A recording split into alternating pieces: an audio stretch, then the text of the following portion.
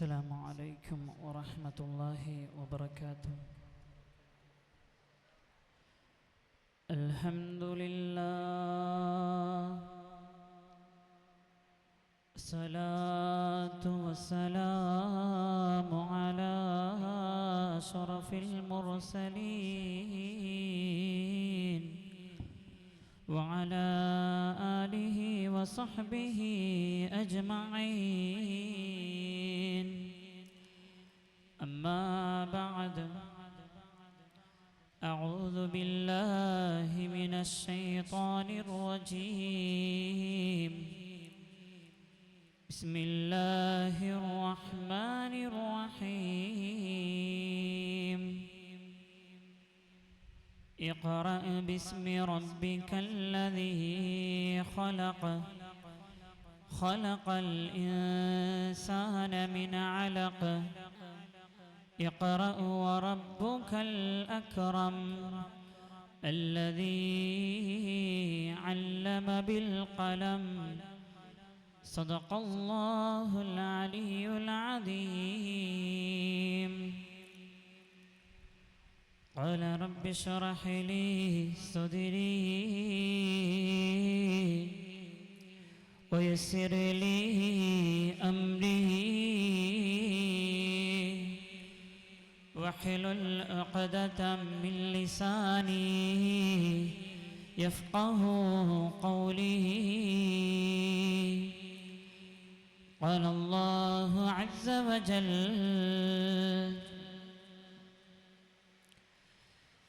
يا ربي بالمصطفى بلغ مقاصدنا واغفر لنا ما مضى يا واسع الكرم. مولاي صل وسلم دائما أبدا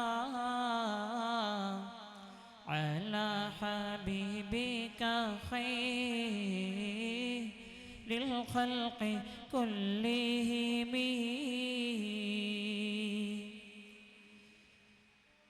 ഏറ്റവും ബഹുമാനവും ആദരവും നിറഞ്ഞ ഇമാം ഷാഫി ഇസ്ലാമിക് അക്കാദമിയിലെ പണ്ഡിത ഉസ്താദുമാർ, എൻ്റെ മുമ്പിലിരിക്കുന്നവരായ വിദ്യാർത്ഥിനികൾ, അതുപോലെ തന്നെ എൻ്റെ മുമ്പിലിരിക്കുന്ന നല്ലവരായ മുഅ്മിനാത്തുകളെ, അല്ലാഹു സുബ്ഹാനഹു തആല ഇവിടെ ഒരുമിച്ച് കൂടിയിരിക്കുന്നത് പോലെ നാളെ അവൻ്റെ ജന്നാത്തുൻ നഈമിൽ നാം ഏവരെയും ഒരുമിച്ച് കൂട്ടി അനുഗ്രഹിക്കട്ടെ. നമ്മുടെ എല്ലാ പാപങ്ങളും അല്ലാഹു പുറത്തു തന്ന് അനുഗ്രഹിക്കട്ടെ. ആമീൻ യാ റബ്ബൽ ആലമീൻ. സുദീർഘമായ ഒരു സംസാരത്തിന് തയ്യാറാകുന്നില്ല. ഇങ്ങനെയുള്ള ഇൽമിൻ്റെ മജ്ലിസ് ഒരുപാട് സ്ഥലങ്ങളിൽ ഇൽമിൻ്റെ മജ്ലിസ് നടക്കുകയാണ്. പക്ഷേ ജനങ്ങളിൽ മാറ്റം സംഭവിക്കുന്നില്ല എന്നുള്ളതാണ് നാം ചിന്തിക്കേണ്ട ഏറ്റവും വലിയ കാര്യം. ഇൽമിൻ്റെ മജ്ലിസ് നടക്കാത്ത സ്ഥലങ്ങളില്ല, വഅദ് കേൾക്കാത്ത ആരുമില്ല, ഇൽമ് കേൾക്കാത്ത ആരുമില്ല. പക്ഷേ നാം അത് ഖൽബിലേക്ക് എടുക്കുന്നില്ല എന്നുള്ളതാണ് ഏറ്റവും വലിയ കാര്യം. അല്ലാഹു അവന്റെ പരിശുദ്ധമായ ഖുർആനിൽ പറഞ്ഞു: വമാ ഖലഖതുൽ ജിന്ന വൽ ഇൻസ ഇല്ലാ ലിയഅ്ബുദൂൻ. മനുഷ്യവർഗത്തെയും ഇൻസ് വർഗത്തെയും ജിന്ന് വർഗത്തെയും നാം സൃഷ്ടിച്ചത് എനിക്ക് വേണ്ടി ആരാധിക്കാൻ വേണ്ടിയാണ്. അതിനല്ലാതെ വേറെ ഒന്നിനും ഞാൻ എന്താക്കിയിട്ടില്ല, മനുഷ്യനെ സൃഷ്ടിച്ചിട്ടില്ല എന്നുള്ളതാണ്. എന്നാൽ നാം ഇബാദത്ത് ചെയ്യുന്നവരാണോ, നിസ്കരിക്കുന്നവരാണോ, നിസ്കാരം ഖളാ ചെയ്യുന്നവരാണോ പരിശുദ്ധമായ ഖുർആൻ ആ ഖുർആൻ പാരായണം ചെയ്യുന്നവരാണോ? അല്ലാഹുവിന്റെ റസൂൽ മുത്ത് മുഹമ്മദ് മുസ്തഫ സല്ലല്ലാഹു അലൈഹി വസല്ലമ തങ്ങൾ ഖുർആനിന്റെ മഹത്വങ്ങൾ ഒരുപാട് പറഞ്ഞിട്ടുണ്ട്. എന്നാൽ ഖുർആൻ നമ്മിൽ നിന്ന് അകന്നു പോവുകയാണ് ചെയ്യുന്നത്. ആ ഖുർആനിന്റെ അർത്ഥം അത് മനസ്സിലാക്കുന്നില്ല, അതിലെന്താണ് പറയുന്നതെന്നൊന്നും ആരും ചിന്തിക്കുന്നില്ല എന്നുള്ളതാണ്. ഇന്ന് ലോകം ഉയരാനുള്ള കാരണം ഒന്ന് വായന, റീഡിങ്, 2 റിസർച്ചിങ്, അതുപോലെ തന്നെ 3 റൈറ്റിംഗ്, എഴുത്ത്. ഇത് 3ഉം പരിശുദ്ധമായ ഖുർആൻ പറഞ്ഞിട്ടുണ്ട്. അവന്റെ പരിശുദ്ധമായ ഖുർആനിൽ ആദ്യമായി ഇറങ്ങിയ സൂറത്താണ് സൂറത്തുൽ അലഖ്. ഇത് 3ഉം പരിശുദ്ധമായ ഖുർആൻ പറഞ്ഞു. പരിശുദ്ധമായ ഖുർആനിലൂടെ അല്ലാഹു സുബ്ഹാനഹു തആല പറയുകയാണ്, സൂറത്തുൽ അലഖിൽ അല്ലാഹു അവന്റെ പരിശുദ്ധമായ ഖുർആനിൽ പറയുകയാണ്, ഇഖ്റാ ബിസ്മി റബ്ബിക്കല്ലദീ ഖലഖ് ഖലഖൽ ഇൻസാന മിൻ അലഖ് ഇഖ്റാ വറബ്ബുക്കൽ അക്രം അല്ലദീ അല്ലമ ബിൽ ഖലം. എന്താണ് പരിശുദ്ധമായ ഖുർആനിൽ ആദ്യമായി പറഞ്ഞതെന്നറിയുമോ? ഇഖ്റാ ബിസ്മി റബ്ബിക്കല്ലദീ ഖലഖ്. നബിയേ, താങ്കൾ വായിക്കണേ, വായിച്ചു കൊള്ളണേ. ഇഖ്റാ ബിസ്മി റബ്ബിക്കല്ലദീ ഖലഖ്. ഇങ്ങനെയുള്ള അല്ലാഹുവാണ്, തന്റെ റബ്ബിന്റെ നാമത്താൽ വായിച്ചു കൊള്ളണേ.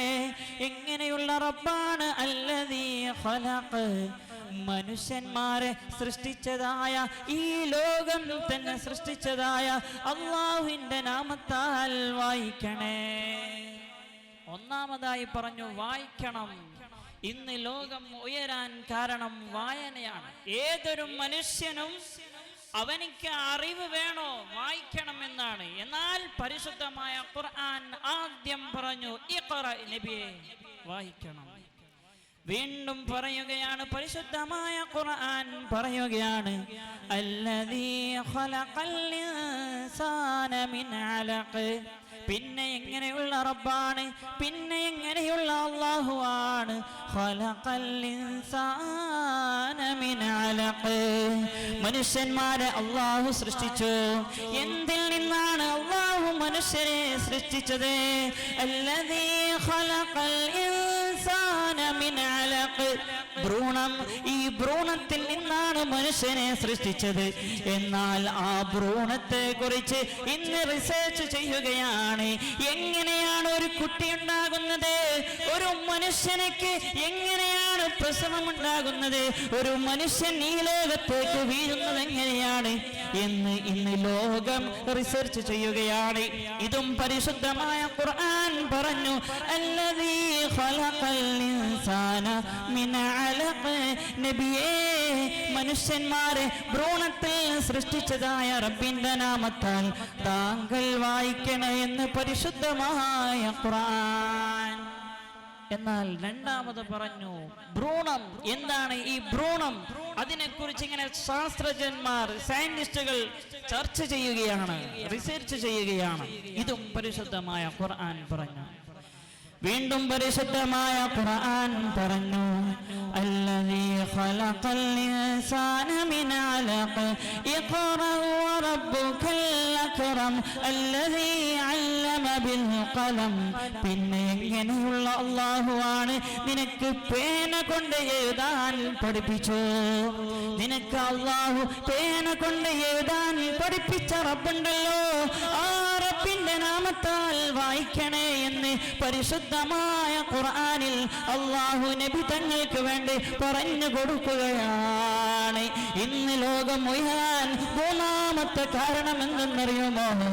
അത് എഴുത്തിലൂടെയാണ്. ഇതും പരിശുദ്ധമായ ഖുർആൻ പറഞ്ഞു. ആ പരിശുദ്ധമായ ഖുർആനിൽ നിന്നും നമ്മൾ അകന്നു പോയിരിക്കുകയാണ്. നമുക്ക് അല്ലാഹു ഒരുപാട് അനുഗ്രഹങ്ങൾ തന്നില്ലേ? പരിശുദ്ധ റസൂൽ സല്ലല്ലാഹു അലൈഹി വസല്ലമ തങ്ങൾ പറഞ്ഞു, വഇൻ തഉദ്ദു നിഅമതല്ലാഹ് ലാ തുഹ്സുഹാ ഇന്നല്ലാഹ ലഗഫൂർ റഹീം. പരിശുദ്ധമായ ഖുർആൻ പറഞ്ഞു, നിങ്ങൾക്ക് തന്ന അനുഗ്രഹങ്ങളെ കുറിച്ച് എണ്ണി തിട്ടപ്പെടുത്താൻ കഴിയൂല, അത്രക്കും അനുഗ്രഹമുണ്ട്. നമ്മുടെ ശരീരം തന്നെ ഒന്ന് നോക്കിയാൽ ആ ശരീരത്തിൽ തന്നെ ഒരുപാട് അനുഗ്രഹങ്ങളുണ്ട്. എന്നാൽ സമ്പത്ത് നമ്മൾക്ക് അനുഗ്രഹമാണ്, നമുക്ക് മക്കൾ, ആ മക്കളും അനുഗ്രഹമാണ്. അങ്ങനെ അല്ലാഹു ഒരുപാട് അനുഗ്രഹങ്ങൾ തന്നിട്ടുണ്ട്. നമ്മുടെ മക്കളെ നല്ല നിലയിൽ പോറ്റാൻ നോക്കണം. നമ്മൾ വാപ്പമാരും ഉമ്മമാരൊക്കെ ശ്രദ്ധിക്കണം. പരിശുദ്ധമായ ഖുർആനിൽ പറഞ്ഞിട്ടുണ്ട് നിങ്ങളുടെ മക്കൾ എങ്ങനെയുള്ള മക്കളാകണം. പരിശുദ്ധമായ ഖുർആനിൽ പറയുകയാണ്, ഇന്നമാ അംവാലുകും വഔലാദുകും ഫിത്ന. നിങ്ങളുടെ മക്കളുണ്ടല്ലോ, നിങ്ങളുടെ സമ്പത്തുണ്ടല്ലോ, അത് നിങ്ങൾക്ക് നാശമാണ്. അൽ മാലു വൽ ബനൂൻ ദീനത്തുൽ ഹയാത്തിദ് ദുനിയാ. എന്നാൽ വേറൊരു ആയത്തിലൂടെ പരിശുദ്ധമായ ഖുർആനിൽ പറയുകയാണ്, അൽ മാലു വൽ ബനൂൻ ദീനത്തുൽ ഹയാത്തിദ് ദുനിയാ. നിങ്ങളുടെ സമ്പത്തും നിങ്ങളുടെ സന്താനങ്ങളും നിങ്ങൾക്ക് അലങ്കാരമാണ്, അനുഗ്രഹമാണ്. ഇത് പരിശുദ്ധമായ ഖുർആൻ പറയുകയാണ്, നിങ്ങൾക്ക് അനുഗ്രഹമാണ്, അലങ്കാരമാണ്. വേറൊരായത്തിലൂടെ പറഞ്ഞു, നിങ്ങൾക്കത് നാശമാണ്. എങ്ങനെയാണ് നിങ്ങൾക്ക് നാശമാകുന്നത്? നിങ്ങളുടെ മക്കളെ നിങ്ങൾക്ക് എങ്ങനെയാണ് നാശമാകുന്നത്? നിങ്ങളെ മക്കളെ പരിശുദ്ധമായ ഖുർആൻ ഓതാത്തവരാണ്, നിസ്കരിക്കാത്തവരാണ്, അല്ലാഹുവിനെ പേടിക്കാതെ ഹറാം കണ്ട് ജീവിക്കുന്നവരാണ്. എന്നാൽ നിങ്ങൾക്കത് നാശമാണ്. എന്നാൽ നിങ്ങളുടെ മക്കളുണ്ടല്ലോ, നിസ്കരിക്കുന്നവരാണ്, ഉമ്മയും ഉപ്പയും ഭയപ്പെടുന്നവരാണ്, അല്ലാഹുവിനെ പേടിച്ച് ജീവിക്കുന്നവരാണ്. എന്നാൽ അവരുണ്ടല്ലോ, നിങ്ങൾക്ക് അത് അനുഗ്രഹമാണ്, അലങ്കാരമാണെന്ന് പരിശുദ്ധമായ ഖുർആൻ പറഞ്ഞു. നിങ്ങൾക്ക് നാശമാണ് നിങ്ങളുടെ മക്കൾ.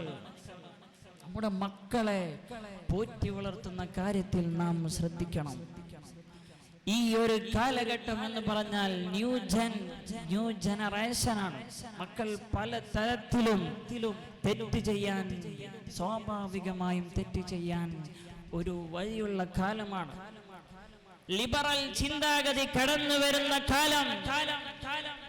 എന്തും ചെയ്യാം, മനുഷ്യനാണ്, ഈ ലൈഫ് ഒന്നേയുള്ളൂ, ലൈഫ് എൻജോയ് ചെയ്യാം എന്ന് ചിന്തിക്കുന്ന മക്കൾ 10ാം ക്ലാസ് കഴിഞ്ഞ് +1ഉം +2ഉം ഡിഗ്രിയും ഏതെങ്കിലും ക്യാമ്പസുകളിൽ, ഭൗതികപരമായ ക്യാമ്പസുകളിൽ പഠിക്കുന്ന മക്കൾ, ആ മക്കളുടെ ചിന്തകൾ ലിബറലത്തിലേക്ക് പോവുകയാണ്. ലിബറൽ എന്താണ്? ഈ ലിബറലിസം എന്തും ചെയ്യാം, നമുക്ക് ഒരു തെറ്റായി കാണുന്നില്ല. ഒരു തെറ്റിനെ ഒരു ഗൗരവമായി കാണാതെ നാം ജീവിക്കുന്നു. ഒരുപാട് ഫെസ്റ്റിവൽ കടന്നു വരാറുണ്ട്. ഓണം അല്ലെങ്കിൽ ഹോളി അല്ലെങ്കിൽ ക്രിസ്മസ്, ഇതൊക്കെ മുസ്ലിംകൾക്ക് ആഘോഷിക്കാൻ പാടുണ്ടോ? സൗഹാർദ്ദപരമായി എന്തെങ്കിലും ചെയ്യാം എന്നത് ശരിയാണ്. പക്ഷേ അത് അവരുടെ ആഘോഷം നമ്മൾ ഏറ്റെടുക്കുക, അത് പാടുണ്ടോ എന്നുള്ളത് വലിയൊരു വിഷയമാണ്. ഇതാണ് ലിബറൽ ചിന്താഗതി കടന്നു വരിക. അങ്ങനെ ഒരുപാട് കല്യാണം കഴിക്കുമ്പോൾ നമ്മുടെ വാപ്പമാര്, ഉമ്മമാർക്ക് വരെ ലിബറൽ ചിന്താഗതി കടന്നു വന്നു. ചിന്തിക്കേണ്ട വിഷയമാണ്. മാറണം, പരിഹാരം വേണം. ഇല്ലെങ്കിൽ മക്കള് നാശത്തിലേക്ക് പോകുക തന്നെ ചെയ്യും, യാതൊരു സംശയവുമില്ല. ലിബറൽ ചിന്താഗതി കടന്നു വന്നു. നബി തങ്ങൾ പറഞ്ഞു നഹാ റസൂലുള്ളാഹി സ്വല്ലല്ലാഹു അലൈഹി വസല്ലം അനിൽ ഖസൽ, മുടി ക്രോപ്പ് ചെയ്യൽ, മുടി സൈഡ് ഷേവ് ചെയ്തത് ക്രോപ്പ് ചെയ്യൽ അത് ഹറാമാണ്, അത് നബി തങ്ങൾ വിരോധിച്ചിരിക്കുന്നു എന്ന് പറഞ്ഞിട്ടും മാതാപിതാക്കൾ മക്കളെ കൊണ്ട് മുടിയെടുപ്പിക്കുന്നത് നബി തങ്ങൾ പറഞ്ഞാലും പ്രശ്നമല്ല, നബി തങ്ങളല്ല ഇനി ആര് പറഞ്ഞാലും പ്രശ്നമല്ല, ഞങ്ങൾ മുത്തു മുഹമ്മദ് മുസ്തഫ സല്ലല്ലാഹു അലൈഹി വസല്ലം തങ്ങൾക്ക് എതിരെ പ്രവർത്തിക്കുന്നവരാണ് എന്ന് പറഞ്ഞുകൊണ്ട് മുടി ക്രോപ്പ് ചെയ്യുന്ന മാതാപിതാക്കളെ സലൂണിലേക്ക് കൊണ്ടുപോയാൽ ചെല്ലുന്നത് മാതാപിതാക്കളാണ്. ഇവിടെയാണ് തെറ്റിനെ നിസാരമായി കാണുക. ഇന്ന് കല്യാണ വീടുകൾ ആർഭാടമായി മാറി. ഹാജിക്കയായിരിക്കാം, ഏതെങ്കിലും ഹാജിയായിരിക്കാം, ഹാജിയുടെ മകളുടെ കല്യാണമായിരിക്കാം, പക്ഷേ ആർഭാടമായി മാറി. വേണ്ടാത്ത ഡാൻസുകളും കുത്തുകളും പോക്കത്തരങ്ങളും ഒക്കെ കഴിച്ചു കൂട്ടുകയാണ്. അപ്പോ എന്തെങ്കിലും ഉസ്താദുമാര് ചോദിച്ചാൽ ഒരു കല്യാണമല്ലേ, ആകെ ജീവിതത്തിൽ ഒരു കല്യാണമല്ല, കല്യാണത്തിന് ഇങ്ങനെ ചെയ്താൽ എന്ത് പ്രശ്നം എന്ന് ചോദിക്കുന്ന എന്ന ചിന്തയിലേക്ക് വരുന്നതാണ് ലിബറലിസം. എന്തും ചെയ്യാം, നോ പ്രോബ്ലം. എന്ത് അള്ളാഹു, എന്ത് നരകം, എന്ത് ശിക്ഷ, എന്ത് മരണം, ഇതൊന്നും ഇല്ല എന്നുള്ള ചിന്താഗതി കടന്നു വരികയാണ്. നമ്മുടെ മക്കളെ ശ്രദ്ധിക്കണം.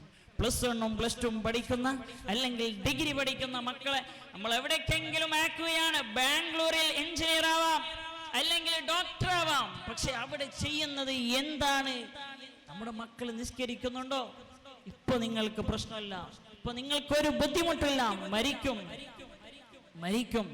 പരിശുദ്ധമായ ഖുർആനിൽ പറയുകയാണ്, അല്ലാഹു അവന്റെ പരിശുദ്ധമായ ഖുർആനിൽ പറഞ്ഞില്ലേ, കുല്ലു നഫ്സിൻ ദാഇഖത്തുൽ മൗത്ത്, എല്ലാ ശരീരവും മരണത്തെ രുചിക്കും. ഒരു ശരീരവും ഈ ലോകത്ത് ബാക്കിയാവുകയില്ല, എല്ലാ ശരീരവും മരണത്തെ രുചിക്കുകയാണ്. പരിശുദ്ധമായ ഖുർആൻ പറഞ്ഞു, വമാ തദ്രീ നഫ്സുൻ ബിഅയ്യി അർളിൻ തമൂത്, ഏത് ഭൂമിയിലാണ് മരിക്കുക, എപ്പോഴാണ് മരിക്കുക, എങ്ങനെയാണ് മരിക്കുക എന്ന് ആർക്കും പറയാൻ പറ്റൂല. ഈ പരിപാടി കഴിഞ്ഞ് വീട്ടിലേക്ക് എത്തുമോ, അതല്ല വീട്ടിൽ കിടന്നുറങ്ങി നാളെ എഴുന്നേൽക്കുമോ എന്ന് ആർക്കും പറയാൻ പറ്റാത്ത ലോകമാണ്. പരിശുദ്ധമായ ഖുർആൻ പറഞ്ഞു, വജാഅത് സക്റത്തുൽ മൗതി ബിൽ ഹഖ് ദാലിക മാ കുൻത മിൻഹു തഹീദ്, ഏതൊരു മരണത്തിൽ നിന്നാണോ ഒളിച്ചോടുന്നത്, ഒളിഞ്ഞു മാറുന്നത്, ആ മരണം നിന്നിലേക്ക് കടന്നു വരും. അത് യാഥാർത്ഥ്യമാണ്, അത് സത്യമാണ്. അതിൽ നിന്ന് ഒരിക്കലും നമുക്ക് മാറാൻ പറ്റുകയില്ല. മരണം എന്നുള്ളത് അത് സത്യമാണെന്ന് പരിശുദ്ധമായ ഖുർആൻ പറഞ്ഞിട്ടും നാം അത് മനസ്സിലാക്കുന്നില്ല എന്നുള്ളതാണ്, അതിനെക്കുറിച്ച് ചിന്തിക്കുന്നില്ല എന്നുള്ളതാണ്. നബി തങ്ങൾ പറഞ്ഞു, അക്സിറൂ മിൻ ദിക്രിൽ മൗത് ഫഇന്നഹു യുമഹിസു ദുനൂബ്, നിങ്ങൾ മരണത്തെ കുറിച്ച് ധാരാളമായി ഓർക്കണേ. ഫഇന്നഹു യുമഹിസു ദുനൂബ്, നിങ്ങൾ ചെയ്ത പാപങ്ങളുണ്ടല്ലോ, ആ പാപങ്ങൾ പൊറുക്കപ്പെടാൻ അത് കാരണമാകുമെന്ന് പരിശുദ്ധ റസൂൽ സല്ലല്ലാഹു അലൈഹി വസല്ലം നബി തങ്ങൾ പറഞ്ഞു. നിങ്ങൾക്ക് മരണത്തെ കുറിച്ച് ധാരാളമായി ഓർക്കണം. ആ മരണത്തെ കുറിച്ച് ചിന്തിച്ചാൽ, ഓർത്താൽ നിങ്ങളുടെ പാപങ്ങൾ കുറക്കാൻ, പാപങ്ങൾ പൊറുക്കപ്പെടാൻ കാരണമാകുമെന്ന് പരിശുദ്ധ റസൂൽ സല്ലല്ലാഹു അലൈഹി വസല്ലം. അതുകൊണ്ട് എന്റെ പ്രിയപ്പെട്ടവരെ, മരിച്ചു കഴിഞ്ഞ് നിന്നെ ഖബറിലേക്കിട്ടാൽ, ആ ഖബറിലിട്ടതിന് ശേഷം, വെച്ചതിന് ശേഷം എല്ലാവരും നിന്നെ വിട്ടു പിരിയുകയാണ്. അതാ എല്ലാരും പിരിഞ്ഞു പോയതിന് ശേഷം നിന്റെ ഖബറിന്റെ അടുക്കലേക്ക് ഉള്ളതാ രണ്ടാളുകൾ കടന്നു വരികയാണ്, രണ്ട് മലക്ക് കടന്നു വരികയാണ്. എന്നിട്ട് നിന്നെ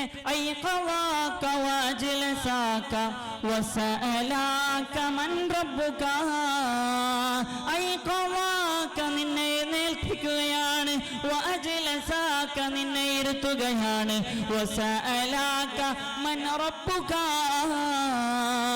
നിന്റെ റബ്ബാരെ എന്ന് ചോദിക്കുമ്പോഴാണ് നമുക്ക് ഉത്തരം കിട്ടുമോ? ആ സമയത്താണ് നാം ചിന്തിക്കേണ്ടത്. നമുക്ക് ആ സമയത്ത് ഉത്തരം കിട്ടുമോ? എല്ലാവരും വിട്ടുപിരിഞ്ഞതിന് ശേഷം നിന്റെ അടുക്കലേക്ക് 2 മലക്കുകൾ വന്ന് നിന്നോട് ചോദിക്കും, മൻ റബ്ബുക, നിന്റെ റബ്ബാരാണ്, വമൻ നബിയുക, നിന്റെ നബി ആരാണ്. ഈ ചോദിക്കുന്ന സമയത്ത് നമുക്ക് ഈ ഒരു ദുനിയാവിൽ സിമ്പിളാണ്, എന്റെ റബ്ബ് അല്ലാഹു ആണ്. വമൻ നബിയുക, നിന്റെ നബി ആരെന്ന് ചോദിച്ചാൽ അത് മുത്തു മുഹമ്മദ് മുസ്തഫ സല്ലല്ലാഹു അലൈഹി വസല്ലമ തങ്ങളാണെന്ന് പറയാൻ പറ്റും. പക്ഷേ ഈ ദുനിയാവിൽ ജീവിച്ചത് എങ്ങനെയാണോ അത് മാതിരിയായിരിക്കും നമ്മുടെ ആ സമയത്തുള്ള ഉത്തരം. അതുകൊണ്ട് എൻ്റെ പ്രിയപ്പെട്ടവരെ, അല്ലാഹു നമുക്ക് ഈ ലോകത്ത് ജീവിക്കാൻ തന്നത്, ഈ ലോകത്ത് അല്ലാഹു നമ്മെ സൃഷ്ടിച്ചത് അല്ലാഹുവിനു വേണ്ടി ഇബാദത്ത് ചെയ്യാൻ. മരണം എന്നുള്ളത് യാഥാർത്ഥ്യമാണെന്ന് പരിശുദ്ധമായ ഖുർആൻ പറഞ്ഞു. എന്നാൽ മരണത്തിനും വല്ലാതെ വേദനയുണ്ട്, വല്ലാതെ വേദനയാണ് മരണത്തിന്. പരിശുദ്ധ റസൂൽ സല്ലല്ലാഹു അലൈഹി വസല്ലം നബി തങ്ങൾ മരണവേദന കൊണ്ട്, നബി തങ്ങൾ എന്ന് പറഞ്ഞാൽ ഒരു തെറ്റും ചെയ്യാത്ത തങ്ങളാണ്, പാപത്തെ കുറിച്ച് ചിന്തിക്കാത്ത തങ്ങള്. ആ തങ്ങൾ പോലും മരണവേദന കൊണ്ട് സഹിച്ചിട്ടുണ്ട്. ബഹുമാനപ്പെട്ട ഇബ്നു മസ്ഊദ് റളിയല്ലാഹു അൻഹു റിപ്പോർട്ട് ചെയ്യുന്ന ഹദീസ്, ആ ഹദീസിൽ പറയുകയാണ്, ബഹുമാനപ്പെട്ട ഇബ്നു മസ്ഊദ് റളിയല്ലാഹു അൻഹു പറയുകയാണ്, ദഖൽതു അലാ റസൂലില്ലാഹി സ്വല്ലല്ലാഹു അലൈഹി വസല്ലം വഹുവ യുഅകു വഅകൻ ശദീദാ ഫഖുൽതു യാ റസൂലല്ലാഹ് ഇന്നക ലതുഅകു വഅകൻ ശദീദാ فقال رسول الله صلى الله عليه وسلم بلى يا ابن مسعود. ബഹുമാനപ്പെട്ട ഇബ്നു മസ്ഊദ് റളിയല്ലാഹു അൻഹു പറയുകയാണ്, ഞാൻ നബി തങ്ങളുടെ അടുക്കലേക്ക് പ്രവേശിക്കുകയാണ്, ചൊല്ലുകയാണ്. അങ്ങനെ പോയ സമയത്തുണ്ടല്ലോ, വഹുവ യുഅകു വഅകൻ ശദീദാ, നബി തങ്ങൾ മരണവേദന കൊണ്ട് പുളയുകയാണ്, നബി തങ്ങൾ മരണവേദന കൊണ്ട് അനുഭവിക്കുകയാണ്. അങ്ങനെ ഞാൻ നബി തങ്ങളോട് ചോദിച്ചു, ഇന്നക ലതുഅകു വഅകൻ ശദീദാ, നബിയേ അങ്ങ് വല്ലാണ്ട് മരണവേദന അനുഭവിക്കുന്നുവല്ലോ നബിയേ, നബിയേ അങ്ങ് വല്ലാണ്ട് വേദന അനുഭവിക്കുന്നല്ലോ. അപ്പോൾ നബി തങ്ങൾ പറയുകയാ, ബലായ ഇബ്നു മസ്ഊദ്, അതേ ഇബ്നു മസ്ഊദേ, ഞാൻ മരണവേദന അനുഭവിക്കുന്നുണ്ട്. നിങ്ങളിൽ 2 പേരനുഭവിക്കുന്ന മരണവേദന ഞാൻ അനുഭവിക്കുന്നെന്ന് ബഹുമാനപ്പെട്ട മുത്തു മുഹമ്മദ് മുസ്തഫ സല്ലല്ലാഹു അലൈഹി വസല്ലം നബി തങ്ങൾ പറയുകയാ, നിങ്ങളിൽ 2 പേര് അനുഭവിക്കുന്ന മരണവേദന ഞാൻ അനുഭവിക്കുകയാണെന്ന് മുത്തു മുഹമ്മദ് മുസ്തഫ സല്ലല്ലാഹു അലൈഹി വസല്ലം. അപ്പോൾ നബി തങ്ങളോട് ഇബ്നു മസ്ഊദ് റളിയല്ലാഹു അൻഹു ചോദിച്ചു, എന്നാൽ നിങ്ങൾക്ക് 2 പേരുടെ പ്രതിഫലം ലഭിക്കൂലേ എന്ന് ചോദിച്ചപ്പോൾ മുത്തു മുഹമ്മദ് മുസ്തഫ സല്ലല്ലാഹു അലൈഹി വസല്ലമ തങ്ങൾ പറഞ്ഞു, ബല, അതെ, എനിക്ക് 2 പേരുടെ കൂലി ലഭിക്കും. മരണവേദന എന്നുള്ളത് നബി തങ്ങൾ പോലും അനുഭവിച്ചിട്ടുണ്ടെങ്കിൽ നാമൊക്കെ എത്ര വേദന അനുഭവിക്കേണ്ടി വരും?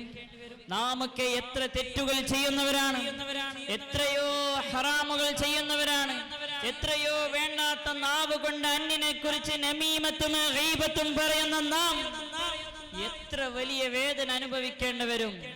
ബഹുമാനപ്പെട്ട മൂസാ നബി അലൈഹിസ്സലാത്തു വസ്സലാം, മൂസാ നബി അലൈഹിസ്സലാത്തു വസ്സലാം മരണപ്പെട്ടതിന് ശേഷം, മൂസാ നബി അലൈഹിസ്സലാത്തു വസ്സലാം വഫാത്തായതിന് ശേഷം അല്ലാഹു സുബ്ഹാനഹു തആല മൂസാ നബിയോട് ചോദിച്ചു, കൈഫ വജത്തുൽ മൗത്ത് യാ മൂസ, ഓ മൂസ, നീ എങ്ങനെയാണ് മരണവേദന അനുഭവിച്ചത്, മരണത്തിന്റെ വേദന എങ്ങനെ ഉണ്ടായിരുന്നു എന്ന് ബഹുമാനപ്പെട്ട മൂസാ നബി അലൈഹിസ്സലാത്തു വസ്സലാമിനോട് അല്ലാഹു ചോദിച്ചപ്പോൾ ബഹുമാനപ്പെട്ട മൂസാ നബി അലൈഹിസ്സലാത്തു വസ്സലാം പറയുകയാണ്, ഹീന യുഖ്ലാ അലൽ മിഖ്ലാ, അല്ലാഹുവേ എന്റെ നിന്റെ മരണവേദനയുണ്ടല്ലോ, അത് വല്ലാത്ത വേദനയാ, വല്ലാത്ത വേദനയാ. മരണത്തിന്റെ വേദനയുണ്ടല്ലോ.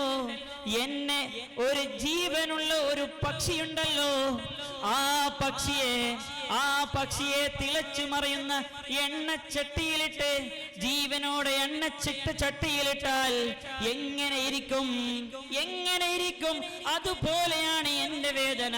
പക്ഷേ ആ പക്ഷിയുണ്ടല്ലോ, മരിക്കുന്നില്ല. അത് ആ തിളച്ചു മറിയുന്ന എണ്ണച്ചട്ടിയിൽ ജീവന് വേണ്ടി പിടയുകയാണ്. ആ സമയത്തുണ്ടാകുന്ന വേദനയുണ്ടല്ലോ, അതിനേക്കാളും വലിയൊരു വേദനയാണ് ഞാൻ അനുഭവിച്ചതെന്ന് ബഹുമാനപ്പെട്ട മൂസാ നബി അലൈഹിസ്സലാം, ബഹുമാനപ്പെട്ട മൂസാ നബി അലൈഹിസ്സലാത്തു വസ്സലാമാണ്. മരണത്തിന് വല്ലാത്ത വേദനയുണ്ട്. അപ്പോ നാം ഈ ലോകത്തേക്ക് അല്ലാഹു നമ്മെ സൃഷ്ടിച്ചത് അവനിക്ക് ഇബാദത്ത് ചെയ്യാനാണ്. അപ്പൊ നാം ഈ ലോകത്ത് ജീവിക്കുമ്പോൾ ഒരുപാട് ഇബാദത്തുകൾ ചെയ്യുന്നവരാകണം. തെറ്റുകൾ കുറക്കാൻ നോക്കണം. മരിക്കും എന്നുള്ളത് യാഥാർത്ഥ്യമാണ്.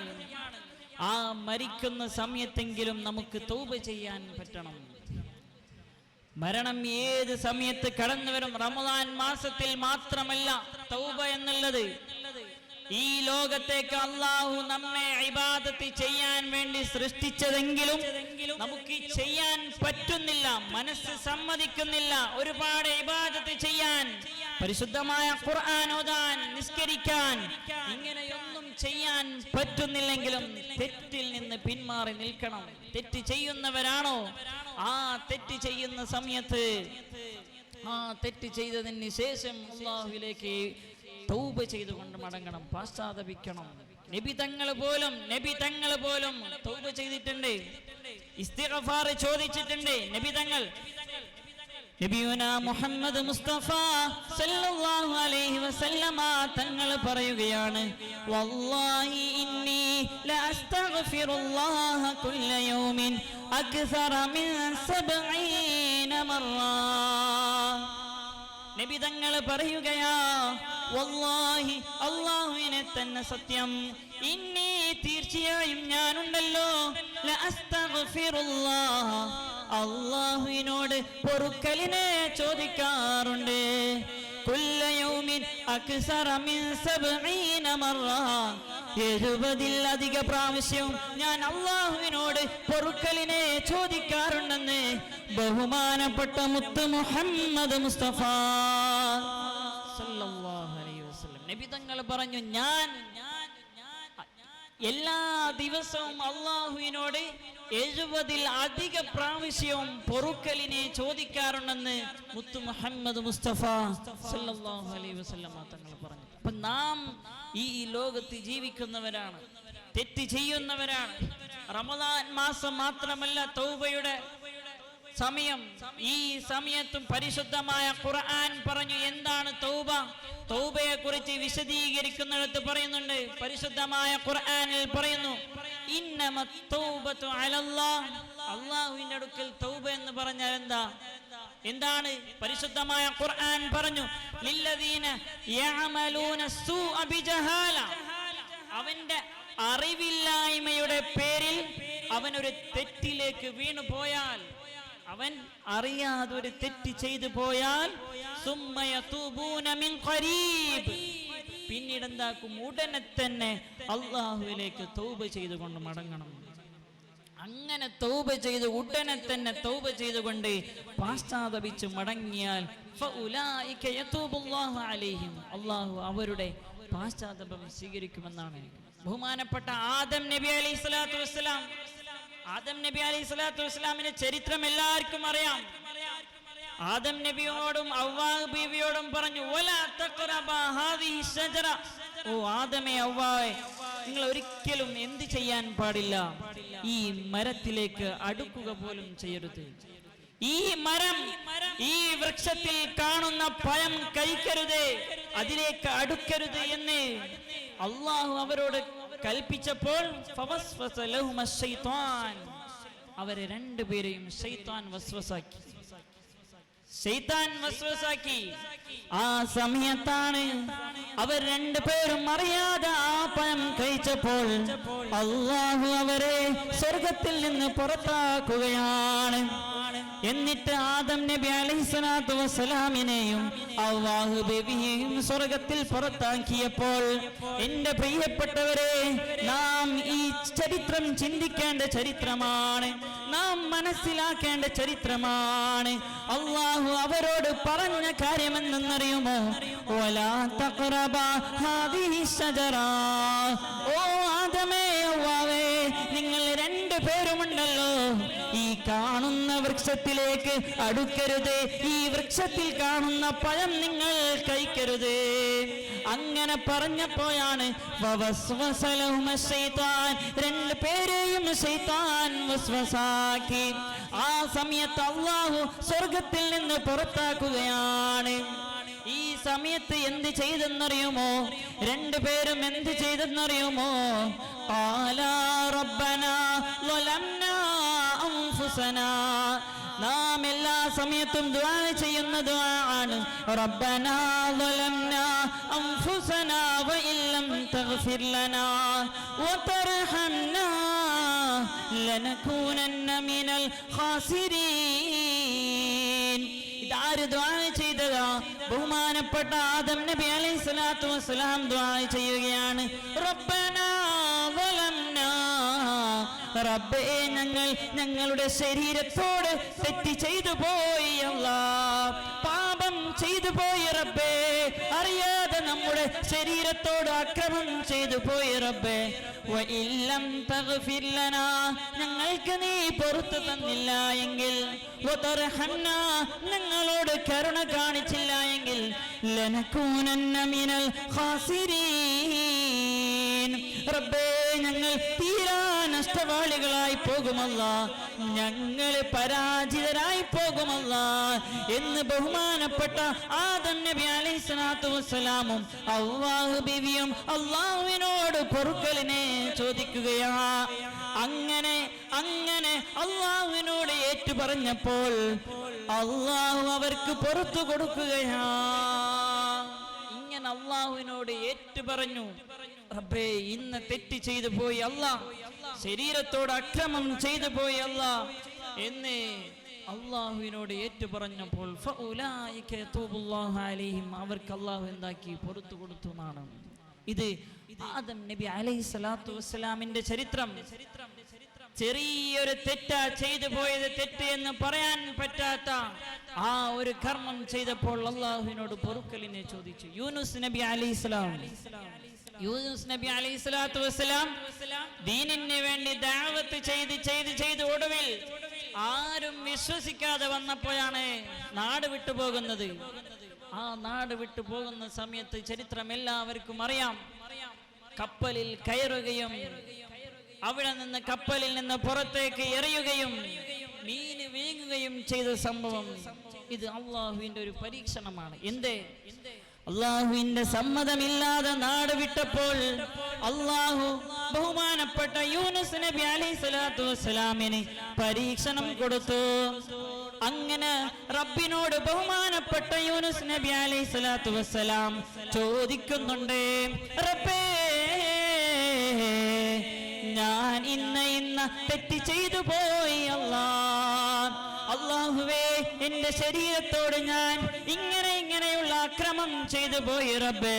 നിന്റെ ദീനിന് വേണ്ടി ദഅവത്ത് ചെയ്തപ്പോൾ ആരും ഇസ്ലാം സ്വീകരിക്കാതെ വന്നപ്പോൾ ഞാൻ നാട് വിട്ടു വന്നു അല്ലാഹ്, ഇതെന്റെ തെറ്റാണ് എന്ന് അല്ലാഹുവിനോട് ബഹുമാനപ്പെട്ട യൂനുസ് നബി അലൈഹിസ്സലാത്തു വസ്സലാം ഏറ്റു പറഞ്ഞപ്പോൾ അല്ലാഹു പുറത്തു കൊടുക്കുകയാണ്. ഇത് യൂനുസ് നബി അലൈഹിസ്സലാത്തു വസ്സലാമിന്റെ ചരിത്രം. അങ്ങനെ ഒരുപാട് നബിമാർ അല്ലാഹുവിലേക്ക് തൗബ ചെയ്തുകൊണ്ട് മടങ്ങി.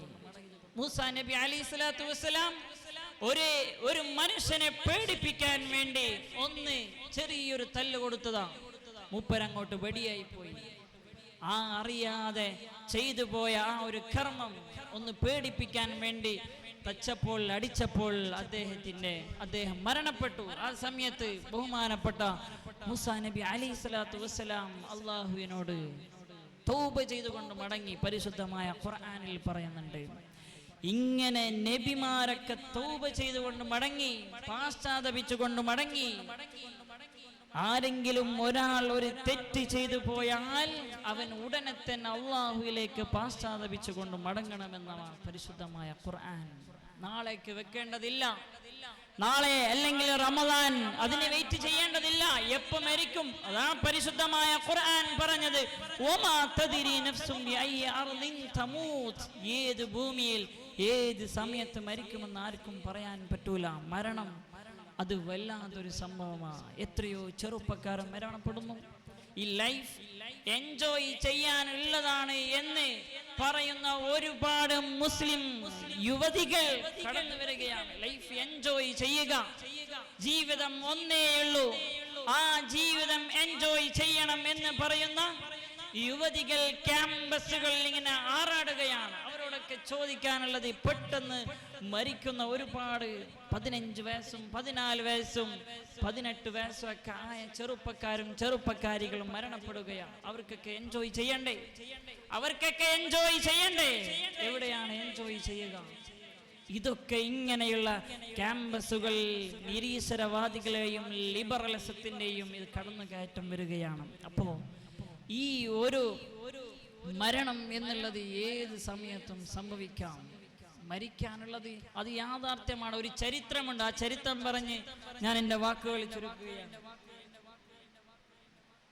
ബഹുമാനപ്പെട്ട യമൻ ഭരിക്കുന്ന ഒരു രാജാവുണ്ടായിരുന്നു, സദ്ദാദ് എന്നാണ് രാജാവിന്റെ പേര്. വല്ലാത്തൊരു രാജാവാണ്, അഹങ്കാരിയാണ്. മരണത്തെ കുറിച്ച് ചിന്തിക്കുക പോലും ചെയ്യാത്തൊരു രാജാവ്. അദ്ദേഹം സ്വർഗത്തിലെ കൊട്ടാരങ്ങളുടെയും അതിലെ ഓരോ കാര്യങ്ങളും ഇങ്ങനെ അറിയാൻ തുടങ്ങി. അങ്ങനെയാണ് സ്വർഗത്തിന്റെ ഓരോ കാര്യങ്ങളും അറിഞ്ഞപ്പോൾ അദ്ദേഹത്തിന് വല്ലാണ്ടിങ്ങനെ ദേഷ്യം വന്നു. എന്റെ കൊട്ടാരത്തെക്കാളും വലിയൊരു കൊട്ടാരമോ ഉണ്ടാവാൻ പാടില്ല. തന്റെ 1000 കിങ്കരന്മാരെ ഉപയോഗിച്ചുകൊണ്ട് അതാ സദ്ദാദ് രാജാവ് വലിയൊരു കൊട്ടാരം പണിയുകയാ. സദ്ദാദ് രാജാവ് വലിയൊരു കൊട്ടാരം പണിയുകയാ. 1000 കിങ്കരന്മാരെ ഉപയോഗിച്ചുകൊണ്ട് സദ്ദാദ് രാജാവ് ആ നാട്ടിൽ യമൻ എന്ന് പറയുന്ന സ്ഥലത്ത് വലിയൊരു സ്വർഗ കൊട്ടാരം പണിയുകയാണ്. അതിൽ മുത്തുകളും അതുപോലെ തന്നെ സ്വർണങ്ങളും എല്ലാം കലർത്തിയിട്ടുള്ള ഒരു വലിയ കൊട്ടാരം. നാട്ടിലൊക്കെ വല്ലാത്ത സന്തോഷമാ. കാരണം ഈ നാട്ടിൽ വലിയൊരു കൊട്ടാരം വരുന്നുണ്ട്, എല്ലാ സൗകര്യമുള്ള കൊട്ടാരം. ആ കൊട്ടാരത്തിന്റെ ഉദ്ഘാടന ദിവസം പണിയൊക്കെ പൂർത്തിയായി. എല്ലാവരും വിവിധ രാജ്യങ്ങളിൽ നിന്ന് ഒരുപാട് ഗസ്റ്റുകൾ കടന്നു വരുന്നു. ഇന്ന് സദ്ദാദ് രാജാവിന്റെ വലിയൊരു കൊട്ടാരം ഉദ്ഘാടനമാണ്. അങ്ങനെ കടന്ന് വരുന്ന സമയത്താണ് ഒരു മുഷിഞ്ഞ ഡ്രസ്സുമായി ഒരാൾ കടന്നു വരുന്നത്. അദ്ദേഹം കടന്നു വന്നിട്ട് സദ്ദാദ് രാജാവിനെ മുസാഹഫത്ത് ചെയ്യുകയാണ്. അങ്ങനെ അതാ സദ്ദാദ് രാജാവിന് ദേഷ്യം വന്നു. ആരാണ് എനിക്ക് കൈതരാൻ, എനിക്ക് ഹഗ് ചെയ്യാൻ? നീ ആരടാ? നീ മുഷിഞ്ഞ ഡ്രസ്സുമായി വന്നിട്ട് എനിക്ക് കൈതരാൻ നീ ആരടാ എന്ന് അഹങ്കരിച്ചുകൊണ്ട് ആ സദ്ദാദ് രാജാവ് അവനോട് ചോദിക്കുകയാണ്. എന്നിൽ നിന്ന് പിന്നിട്ട് പോടാ എന്ന് പറഞ്ഞ് തള്ളുകയും ചെയ്യുകയാണ് സദ്ദാദ് രാജാവ്. അങ്ങനെ അഹങ്കരിച്ച് ഇങ്ങനെയുള്ള ചോദ്യങ്ങൾ ചോദിച്ചപ്പോൾ ആ മനുഷ്യന് കടന്നു വരികയാണ്. എന്നിട്ട് പറയുകയാണ്, എന്ത് പറഞ്ഞതെന്നറിയുമോ?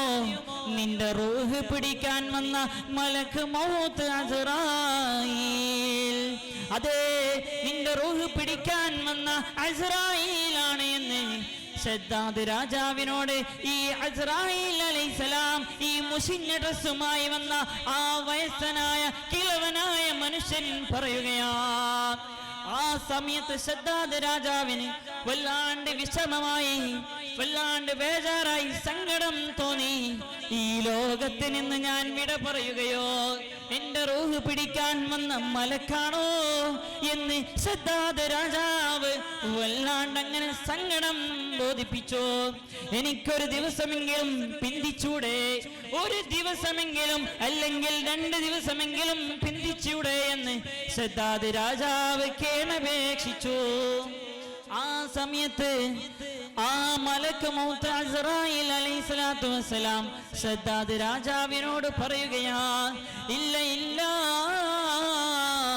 അള്ളാഹു നിങ്ങളുടെ സമയം ഇതുവരെയാണ് തന്നത്. അള്ളാഹു നിശ്ചയിച്ച സമയമുണ്ടല്ലോ, അത് ഈ സമയമാണ്. ഈ സമയമല്ലാതെ അതിലേക്ക് പിന്നിടിക്കുന്നതില്ല. അതല്ലേ പരിശുദ്ധമായ ഖുർആൻ പറഞ്ഞത്. എല്ലാ ദിവസവും ജുമഅയും മുനാഫിഖൂൻ ഓതുന്നവരാണെങ്കിൽ പരിശുദ്ധമായ ഖുർആനിൽ പറയുന്നു, വഅൻഫിഖൂ മിമ്മാ റസഖനാകും മിൻ ഖബ്ലി അൻ യഅതിയ അഹദകുമുൽ മൗത്ത്. മനുഷ്യന്മാരെ, നിങ്ങൾക്ക് ഒരുപാട് സംഭാവനകൾ, നിങ്ങൾക്ക് ഒരുപാട് സമ്പത്തുകൾ തന്നിട്ടില്ലേ? നിങ്ങൾക്ക് അല്ലാഹു ഒരുപാട് സമ്പത്തുകൾ തന്നിട്ടില്ലേ? അതിൽ നിന്ന് നിങ്ങൾ നല്ല നിലയിൽ ചെലവാക്കണേ. എന്നിട്ട് പറഞ്ഞു, എപ്പോഴാണ് ചെലവാക്കേണ്ടത്? നിങ്ങൾക്ക് മരണം വരുന്നതിന് മുമ്പ് ആ സമ്പത്തിൽ നിന്ന് ചെലവാക്കണേ. وأنفقوا مما رزقناكم من قبل أن يأتي أحدكم الموت. മരണം എന്നുള്ള സംഭവം വരുന്നതിന് മുമ്പ് നിങ്ങൾക്ക് അല്ലാഹു നൽകിയതായ ആ സമ്പത്തിൽ നിന്ന് നിങ്ങൾ നല്ല നിലയിൽ ചെലവഴിക്കണേ. എന്നിട്ട് പറഞ്ഞു, فيقول ربي لولا أخرتني إلى أجل قريب. അങ്ങനെ മരണം കടന്ന സമയത്തുണ്ടല്ലോ, നമ്മൾ അല്ലാഹുവിനോട് ചോദിക്കും, ലൗലാ ഖർതനി ഇലാ അജലിൻ ഖരീബ്, ചെറിയൊരു സമയം നീട്ടി തന്നിരുന്നുവെങ്കിൽ, അല്ലാഹുവേ പിന്നിച്ചിരുന്നുവെങ്കിൽ ഞങ്ങൾ നിങ്ങൾ തന്നതായ സമ്പത്തിൽ നിന്ന് ചെലവാക്കുമായിരുന്നു. എന്നിട്ട് പരിശുദ്ധമായ ഖുർആൻ പറയുന്നു, വലയുഅഖിറുല്ലാഹു നഫ്സൻ ഇദാ ജാഅ അജലുഹാ. ഒരു മനുഷ്യന്റെ സമയം എത്തിക്കഴിഞ്ഞാൽ ആ സമയത്തിൽ നിന്ന് പിന്തിക്കുകയില്ല എന്ന് പരിശുദ്ധമായ ഖുർആൻ. അങ്ങനെ ആ ശദ്ദാദ് രാജാവിന്റെ മരണം സംഭവിക്കുകയാണ്. അഹങ്കരിച്ചിരുന്ന സ്വർഗത്തിലെ സ്വർഗ കൊട്ടാരം എന്ന് അറിയപ്പെട്ട വലിയൊരു കൊട്ടാരം പണിതുപോലും ഒരു ദിവസവും പോലും ആ കൊട്ടാരത്തിൽ താമസിക്കാൻ പറ്റിയില്ല. ഇതാണ്, ഇങ്ങനെയുള്ള ചരിത്രങ്ങൾ മുമ്പ് കഴിഞ്ഞു പോയിട്ടുണ്ട്. ഫിർഔൻ അഹങ്കരിച്ച് നടന്നു. ഫിർഔനിന്റെ ചരിത്രം എല്ലാവർക്കും അറിയാം. അവസാനം ഫിർഔൻ എങ്ങനെ മരണപ്പെട്ടു, എങ്ങനെ ഫിർഔനിന്റെ ശരീരം എങ്ങനെ ഉണ്ടായി? ആ ഫിർഔൻ കടലിൽ മുങ്ങി മരിച്ചല്ലേ? ഇങ്ങനെ അഹങ്കരിച്ച് നടന്നവർക്ക് അപ്പം മരണം ഏത് സമയത്തും എങ്ങനെയും സംഭവിക്കാം.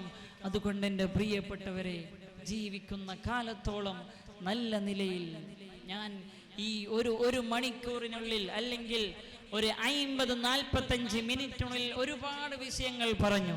അതൊക്കെ മനസ്സിലാക്കാൻ വേണ്ടിയാണ് അള്ളാഹു നമ്മളെ ഈ ലോകത്തേക്ക് സൃഷ്ടിച്ചത്. അവനിക്ക് വേണ്ടി ഇബാദത്ത് ചെയ്യാനാണ്. അപ്പൊ ഇബാദത്ത് ചെയ്യുമ്പോൾ ആ ഇബാദത്ത് ചെയ്യാൻ പറ്റുന്ന സമയത്തൊക്കെ എന്തൊക്കെ ചെയ്യാൻ പറ്റുന്നു? പരിശുദ്ധമായ ഖുർആനിനെ കുറിച്ച് പറഞ്ഞു. ആ പരിശുദ്ധമായ ഖുർആൻ പാരായണം ചെയ്യുക, അല്ലെങ്കിൽ നിസ്കരിക്കുക. 5 വഖത്ത് നിസ്കാരം അത് ഫർളാണ്. അങ്ങനെയുള്ള നന്മകൾ ചെയ്യുക. നമ്മുടെ മക്കൾ, സമ്പത്ത് നമ്മൾക്ക് അലങ്കാരമാണ്, അനുഗ്രഹമാണ്. അത് നല്ല നിലയിൽ ചെലവഴിച്ചാൽ, മക്കൾ നല്ല നിലയിൽ ഉണ്ടായാൽ, നമ്മുടെ വാപ്പമാർ, ഈ പഠിക്കുന്ന വിദ്യാർത്ഥികളുടെ വാപ്പമാരും ഉമ്മമാരെന്നല്ല, പൊതുവെ വാപ്പമാരുടെയും ഉമ്മമാരുടെയും ചിന്താഗതി ദർസിലേക്ക്, അല്ലെങ്കിൽ ദഅവ കോളേജിലേക്ക്, അല്ലെങ്കിൽ ഏതെങ്കിലും ക്യാമ്പസിലേക്ക് മക്കളെ അവിടെ കൊണ്ടാക്കിയാൽ അവർക്ക് ഭൗതികപരമായ വിദ്യാഭ്യാസം കിട്ടില്ല എന്നുള്ള ചിന്താഗതി ഒരുപാട് മാതാപിതാക്കൾക്കുണ്ട്. പക്ഷേ ഈ ഇമാം ഷാഫി ഇസ്ലാമിക് അക്കാദമിയിൽ പഠിക്കുന്ന ഓരോ വിദ്യാർത്ഥികളുടെയും ബാക്ക്ഗ്രൗണ്ട് ഒന്ന് എടുത്തു നോക്കിയാൽ അവർക്ക് എല്ലാം അറിയാം. ഉറുദു വേണോ, ഉറുദു ഉണ്ട്. ഇംഗ്ലീഷ് വേണോ, ഇംഗ്ലീഷ് ഉണ്ട്. ഹിന്ദി വേണോ, ഹിന്ദി ഉണ്ട്. അങ്ങനെ ഓരോന്നും പഠിപ്പിക്കുകയാണ്. പക്ഷേ അത് നമുക്ക് മനസ്സിലാക്കാൻ പറ്റുന്നില്ല എന്നുള്ളതാണ്. വാപ്പമാരുടെ ചിന്ത ഇങ്ങനെയുള്ള കോളേജിലേക്ക് ചേർത്താൽ അവർക്ക് വെറും മതം മാത്രം കുത്തിക്കയറ്റുക എന്നുള്ളതാണ്. പക്ഷേ അതല്ല ഇവിടെ നടക്കുന്നത്. നമ്മുടെ മക്കൾ സുബ്ഹി നിസ്കാരത്തിന് മുമ്പേ എഴുന്നേറ്റ് ഹിഫ്ള് പഠിക്കുകയാണെങ്കിൽ ആ ഹിഫ്ള് വിദ്യാർത്ഥികളെ നാം ബഹുമാനിക്കേണ്ടതുണ്ട്. അവര് കഷ്ടപ്പെട്ടാണ് പഠിക്കുന്നത്. സുബ്ഹി ബാങ്ക് കൊടുക്കുന്നതിന് അരമണിക്കൂർ മുമ്പേ അവര് എഴുന്നേറ്റ് തഹജ്ജുദ് നിസ്കരിച്ച് പരിശുദ്ധമായ ഖുർആൻ പാരായണം ചെയ്യുകയാണ്. പിഞ്ചോമന മക്കളാണ്. തെറ്റ് എന്തെന്ന് പോലും അറിയാത്ത, തെറ്റ് ചെയ്താൽ കുറ്റം ലഭിക്കാത്ത 12, 18, 11, 10 വയസ്സുള്ള കുട്ടികൾ ഇങ്ങനെയുള്ള കോളേജുകൾ പഠിക്കുമ്പോൾ അവരെ നാം ബഹുമാനിക്കണം. അവരെ മാത്രമല്ല, ഈ മതവും ഭൗതികവും ഒന്നിച്ച് പഠിക്കുന്ന ദഅവ വിദ്യാർത്ഥികൾ അവരും അങ്ങനെ സുബ്ഹി നിസ്കാരത്തിനൊക്കെ മുമ്പേ എഴുന്നേറ്റ് തഹജ്ജുദ് നിസ്കരിക്കുന്നവരാണ്. മക്കളെ ഇതൊക്കെ വലിയ ഭാഗ്യമാണ്. ഇങ്ങനെയുള്ള മക്കളെ നമുക്ക് ലഭിക്കുക എന്നുള്ളത് ഏറ്റവും വലിയ ഭാഗ്യമാണ്. അവർക്ക് സഹായിക്കുക, അവർക്ക് വേണ്ടതൊക്കെ ചെയ്തു കൊടുക്കുക, അവർക്ക് വേണ്ട കാര്യങ്ങളൊക്കെ ചെയ്തു കൊടുക്കുക എന്നുള്ളതും ഏറ്റവും വലിയ ഭാഗ്യമാണ്. അല്ലാഹു സുബ്ഹാനഹു തആല നമ്മുടെ മക്കളെയൊക്കെ സ്വാലിഹീങ്ങളിൽ ഉൾപ്പെടുത്തട്ടെ. ആമീൻ യാ റബ്ബൽ ആലമീൻ. അതുകൊണ്ട് എൻ്റെ മുഅ്മിനാത്തുകളോട് പറയാനുള്ളത്, മരണം സംഭവിക്കും. ആ മരിക്കുന്നതിൻ്റെ മുമ്പെങ്കിലും അള്ളാഹുവിലേക്ക് തൗബ ചെയ്തുകൊണ്ട് പാശ്ചാത്തപിച്ചുകൊണ്ട് മടങ്ങണം. അള്ളാഹു സുബ്ഹാനഹു തആല തൗഫീഖ് നൽകി അനുഗ്രഹിക്കട്ടെ. ആമീൻ യാ റബ്ബൽ ആലമീൻ. അള്ളാഹു സുബ്ഹാനഹു തആല നമ്മുടെ ഈ മജ്ലിസ് സ്വീകരിക്കുമാറാകട്ടെ. റഹ്മാനും റഹീമുമായ രാജസയ്യിദായ തമ്പുരാൻ നമ്മുടെ ഈ മജ്ലിസ് നീ സ്വീകരിക്കണം. അല്ലാഹ് മുത്തു മുഹമ്മദ് മുസ്തഫ സല്ലല്ലാഹു അലൈഹി വസല്ലമ തങ്ങളുടെ ഹളറത്തിലേക്ക് എത്തിച്ചു കൊടുക്കണം. അല്ലാഹ് നബി തങ്ങളെ ഇഷ്ക് വെക്കാൻ, സ്വലാത്ത് ചൊല്ലാൻ നീ തൗഫീഖ് തരണം തമ്പുരാൻ. നബി തങ്ങളെ മദ്ഹ് പാടാൻ തൗഫീഖ് തരണം തമ്പുരാൻ. റഹ്മാനായ അല്ലാഹ് ജീവിക്കുന്ന നമ്മുടെ മക്കളെ നീ സ്വാലിഹീങ്ങളിൽ ഉൾപ്പെടുത്തണം തമ്പുരാൻ. ദുനിയാവിലും ആഖിറത്തിലും ഉപകാരമുള്ള നല്ല മക്കളാക്കി മാറ്റണം തമ്പുരാൻ. ജീവിക്കുന്ന കാലത്തോളം ഇസ്സത്തോടെ നല്ല നിലയിൽ ജീവിച്ച് അവസാനം മരിക്കുന്ന സമയത്ത് ലാ ഇലാഹ ഇല്ലല്ലാഹ് എന്ന കലിമത്ത് ഉച്ചരിച്ച് മരിക്കുന്ന നല്ല മുത്തഖീങ്ങളിൽ ഞങ്ങളെ നീ ഉൾപ്പെടുത്തണം അല്ലാഹ്. മരിക്കുന്നതിന് മുമ്പ് മഖബൂലും മബ്റൂറുമായ ഹജ്ജും ഉംറയും ജീവിതത്തിൽ ഒരുപാട് പ്രാവശ്യം ചെയ്യുവാനുള്ള തൗഫീഖ് തരണം തമ്പുരാൻ. ربنا تقبل منا إنك أنت السميع العليم وتب علينا إنك أنت التواب الرحيم آمين برحمتك يا أرحم الراحمين والسلام عليكم ورحمة الله وبركاته.